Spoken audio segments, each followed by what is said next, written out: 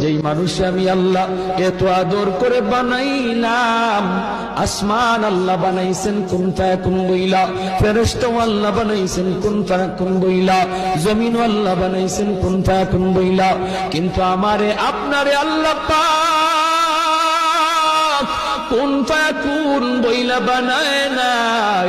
আমাকে আপনাকে যখন আল্লাহ বানাইছে, খালাকতু বিয়াদাইয়া, আল্লাহ বলে আমি আমার নিজের হাত দিয়া বান্দা বান্দিরে বানাইছি।